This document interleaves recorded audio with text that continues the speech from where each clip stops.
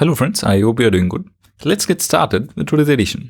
Detail में events को discuss करने से पहले सबसे पहले कुछ ऐसे टॉपिक्स की बात करते हैं जो इस समय ब्रीफ में मेंशन डिजर्व करते हैं। G7 फॉरेन मिनिस्टर्स मिलकर एक स्टेटमेंट देते हैं जिसमें वो गाजा में हो रहे अटैक्स को कुछ समय के लिए रोक दिए जाने की अपील करते हैं ताकि वहां पर एड यानी कि मदद पहुंचाई जा सके और फंसे हुए लोगों को वहां से बाहर निकाला जा सके। बढ़ते हुए air travel related consumer disputes को ध्यान में रखते हुए मिनिस्ट्री ऑफ सिविल एविएशन और department of consumer affairs plan कर रहे हैं एयर ट्रैवल से रिलेटेड एक ऑम्बड्समैन अथॉरिटी को एस्टैब्लिश करने की, जो इंश्योर करेगी कि कंज्यूमर की कंप्लेंट्स पर टाइमली एक्शन लिए जाएं। Now as a side note, I hope you know कि एक ऐसे ही ombudsman scheme reserve bank of India ने 2021 में भी लॉन्च की थी and it is highly effective. ये न्यूज है वेस्ट बंगाल से, जहां पर एनफोर्समेंट डायरेक्टरेट के एक इन्वेस्टिगेशन ने रिवील किया है कि उस स्टेट में पब्लिक डिस्ट्रीब्यूशन सिस्टम PDS के लिए एलोकेट किए गए राशन का 30% तक राशन इलीगली ओपन मार्केट में बेचा जा रहा है। बिहार स्टेट असेंबली ने अपने स्टेट में रिजर्वेशन को 50% से बढ़ाकर 65% कर दिए जाने के लिए एक बिल को पास कर दिया है। हमने इस इवेंट पर पहले भी बात की थी कि कैसे ये इवेंट लिंक्ड है बिहार में रिसेंटली कंक्लूड किए गए कास्ट सेंसस से। Talking about the reservation, Bihar में अब एजुकेशन और गवर्नमेंट जॉब्स में 65% reservation scheduled caste, scheduled tribes, other backward classes और एक्सट्रीमली बैकवर्ड क्लासेस के लिए है और 10% रिजर्वेशन इकोनॉमिकली वीकर सेक्शंस के लिए है। तो अब इन टोटल बिहार में एजुकेशन और जॉब्स के लिए रिजर्वेशन 75% है। ये लिमिट सुप्रीम कोर्ट के द्वारा सेट की गई 50% रिजर्वेशन लिमिट से ज्यादा है। और अब अगर इससे रिलेटेड कोई जुडिशियल डेवलपमेंट्स होते हैं या फिर अगर कोई एडिटोरियल्स होते हैं, we'll follow them up in future editions. Uttarakhand state में 15 प्रोडक्ट्स को ज्योग्राफिकल इंडिकेशंस रजिस्ट्री के द्वारा GI टैग्स दिए गए हैं। इनमें से कुछ मेजर प्रोडक्ट्स की बात करें तो वो हैं बेरीनाग टी, जो हिमालय में उगने वाले एक ट्री के लीव से बनाई जाती है और जिसकी यूनाइटेड किंगडम में हाई डिमांड है। बिच्छू बूटी फैब्रिक्स, जो हिमालयन नेटल के फाइबर से बनता है। हिमालयन नेटल पर प्रिलिमिनरी में ये क्वेश्चन भी पूछा जा चुका है। मंडुआ, जो एक मिलेट है, और झंगोरा, जो भी एक और मिलेट है। इंडियन गवर्नमेंट ने कतर में इंडियन सिटीजन्स को दी गई डेथ सेंटेंस के खिलाफ ऑफिशियली अपील कर दी है। इंडिया और यूनाइटेड स्टेट्स के बीच होने वाले 5th US India 2+2 ministerial dialogue इस समय इन प्रोग्रेस है। इस मीटिंग में यूनाइटेड स्टेट्स से defence secretary Lloyd Austin, secretary of state Antony Blinken और इंडिया से external affairs minister S Jaishankar और defence minister Rajnath Singh participate करेंगे। ये मीटिंग इस समय इन प्रोग्रेस है और जब ये हो जाएगी हम इस मीटिंग के आउटकम्स को इन डिटेल कवर करेंगे।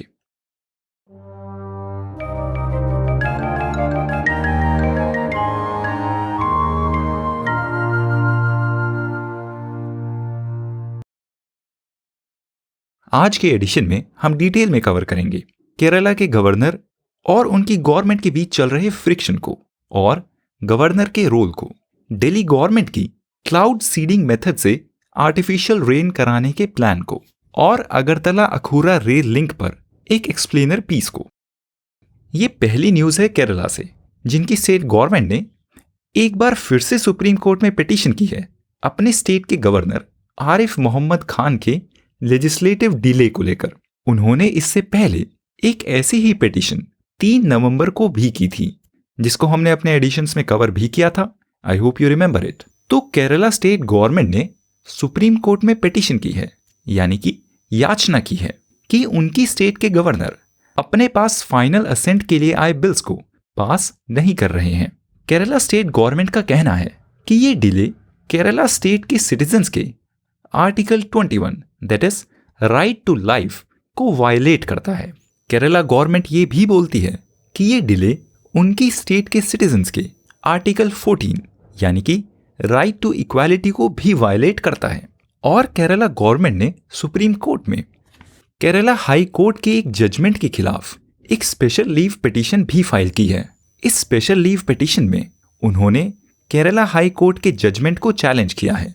जिस दी गई जजमेंट में केरला हाई कोर्ट ने अभी रिसेंटली एक वर्डिक्ट दिया था कि वो हाई कोर्ट केरला के गवर्नर के ऊपर उनके पास आए बिल्स को पास करने की कोई टाइम लिमिट सेट नहीं कर सकते।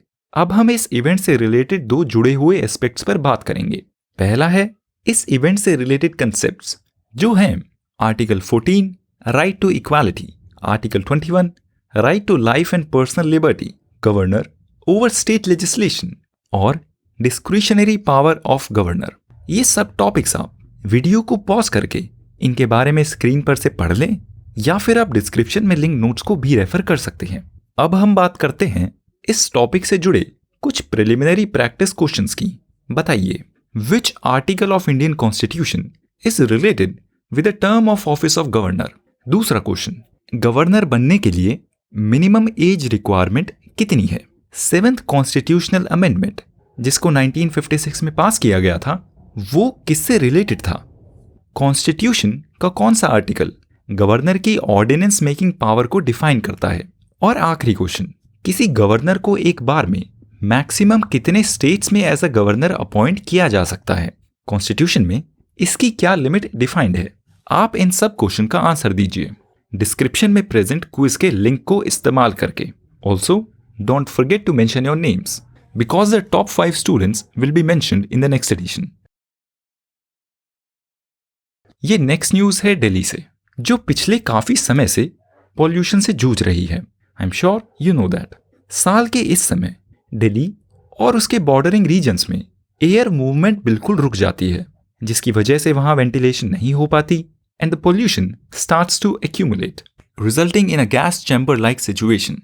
तो दिल्ली गवर्नमेंट इस पॉल्यूशन से डील करने के लिए प्लान कर रही है कि दिल्ली में आर्टिफिशियल रेन्स कराई जाएं क्लाउड सीडिंग मेथड की मदद से। अब फिलहाल ये सिर्फ एक प्रपोजल है और अगर इस पर कोई एक्शन होता है we'll follow it up.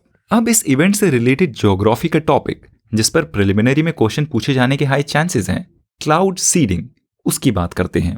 Cloud seeding जिसको पहले काफी बार इंडिया में इंडियन मेट्रोलॉजिकल डिपार्टमेंट के द्वारा यूज किया जा चुका है रेनफॉल को इंड्यूस करने के लिए।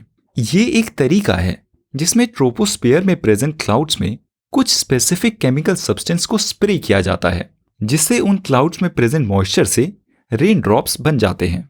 सिल्वर आयोडाइड, पोटेशियम आयोडाइड या फिर लिक्विड प्रोपेन, इन केमिकल्स को एयरक्राफ्ट्स की मदद से क्लाउड्स में इंट्रोड्यूस किया जाता है और ये केमिकल्स एक न्यूक्लिएटिंग एजेंट का काम करते हैं।